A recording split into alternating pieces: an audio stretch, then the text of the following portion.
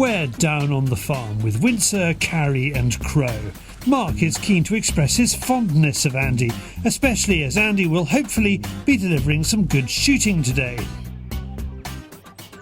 It's showing promise. The Cowman, another superhero Marvel failed to develop, is keen for Crowman to move the crows and jackdaws on a bit as they're making a nuisance of themselves around his yard. Mark, not wanting to feel left out, needs to find something a bit more original. Do you think I look like Batman? Anyway, whatever superpowers we have on tap today, Crow has to be careful not to disturb the cattle, and all shots need to be directed across the field in front. They're feeding on all the concentrates that are in the barns, plus they've been on the top of the lagoon. Just any feed that is here for the cows really. They've been on the silage clamps, they're pecking holes in all the plastic sheets on the silage clamps, on the round bales. They're just a pain in the neck, they really are. And it's just nice that Mark wants to come down and shoot some, and I'm going to give it a go as well. We have been shooting quite a lot, but we've been shooting out on the fields because they've been out there, but now they've cleared most of the feed up that's on the maize stubbles. They're really concentrating on the barn here. So. Andy sets out a pattern but suggests too much movement can be a bad thing.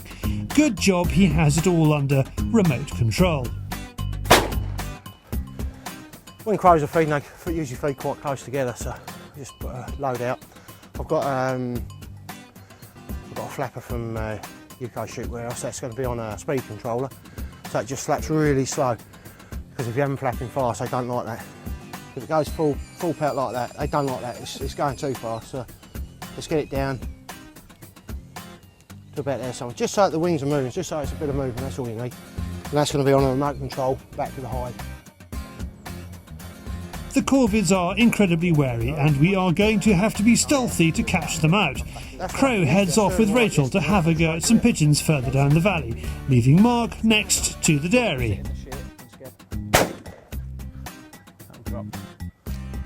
Mark is making contact with the birds, but they're not dying as well as he'd hope. Yeah, I've changed the shells because a lot of these crows and the jackdaws really, there's a couple coming now. They're coming in quite close up the valley because the hill slopes down quite steeply there. It's hard to get the depth of a field, and by the time they're on top of you, they're actually a lot closer than you think. So I've actually opened up to fives. I had some fours in there, but it's just too heavy for them. We're getting like clumps of feathers coming out with the shot so tight, so I'm going to open the pattern up. Obviously this gun's choked 3/4 and full, you see, so we've got quite a tight pattern thrown, so hopefully with a few more pellets spread a little, we should get some better kills really. He changes shells. Then he pulls this out of the locker. Oh, yes! Whoa, look at that. Sorry about the screaming. Shot of a lifetime, literally. What do you reckon the yardage of that? Go on, David. 40. You bugger. God, talk about take the wind out of somebody's sails. Yes, look at that, look. You beauty. What do I reckon it was? Well, that was a jackdaw. Now they do appear to be further away than crow than they look, but that was definitely up there. Did you hear me say? I will have a go anyway. I reckon it was got to be 70, 65. Very, very pleased with that. That was awesome. So Mark can't blame shells for any misses, but what about classic excuses he has heard and uses in the field and the playground? The main excuses are sort of, you know, I've got wind, my belly hurts. I mean, that's my excuse a lot of the time anyway. Yeah, because you can't move with your core, you know. So if Mark is posting a low score on the clay circuit, best give him a wide berth. Oh, there we go.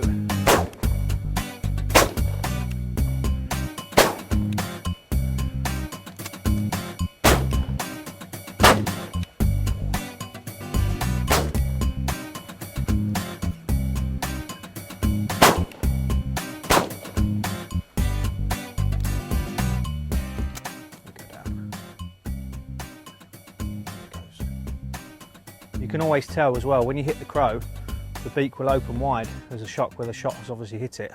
Now that was hit twice, full pattern, and you saw that, David. He's gone, what, 150, 200 yards and then fell dead, so. Pigeon. So yeah, it's, you know, it's very, very tricky on a day like this, especially when you're looking through the net trying to see the bird coming into you. It's very hard to just sort of get the description of whether it is a crow or a jackdaw, you know, so all adds to the fun. the birds are finding the pattern but hanging off, and every bird is deserved. Another tricky element of shooting here is the angle. If the birds come in low, Mark has to change his position. Now what usually happens when you miss a lot of birds below your feet is as you bring the gun into your shoulder, you can't effectively see the bird because it's a lot lower than the gun. So what your instincts will tell you is to lift your head to look at the bird. A lot of the time the gun will just come away from your face and you'll either shoot low, high or offline, you see. So obviously whenever you're shooting lower into the ground with lower decoys, you've always got to be careful that the gun doesn't come away from your head. You've got to keep your head down onto the stock, and also that the hide doesn't get in your way, because that will also make you lift or push your hand high, you see. So there's a lot of things to take into consideration when you're shooting on undulating ground. Unfortunately today we're on quite a steep bank, so it's quite tricky for us to shoot, but we're doing all right. We've got 15 or 20 so far, so hopefully we'll keep going. One of the birds approaching, Mark swears has something in its feet. Like a vole or a gerbil or something. I don't know if I've... gerbil. Did I say gerbil? Crikey. Rat, mouse, gerbil. What, that one there? Yeah, we'll go and see him in a minute. There he is. What do you reckon it is?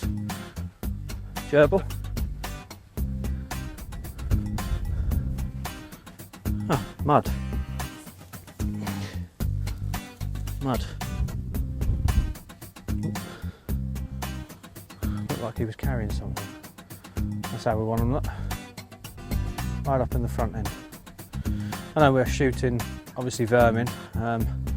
Obviously, all demands respect, and it's all own right. It's a living thing, so obviously you want to go for the best shots possible, really. Now you can see that is, you can get that more spot on, really. It's better to see them drop straight down knowing you've killed them outright rather than see them with a wing up trying to run down the field.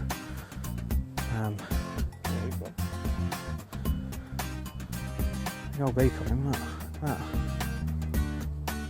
Obviously see why you don't want to bring a dog on a day like this, because I mean look, beak near the length of my finger.